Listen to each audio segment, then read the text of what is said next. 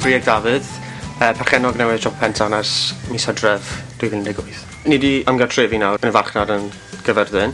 Sefydlwyd y busnes nôl yn 1972, yn bennaf rili i ymateb i'r galw am nwyddau, llenyddiaeth ac anrhegion Cymraeg. Felly ni'n arbenigo mewn rhoi blas o Gymru a popeth Cymraeg a Chymreig i unrhyw un sy'n dod mewn trwy'r drws.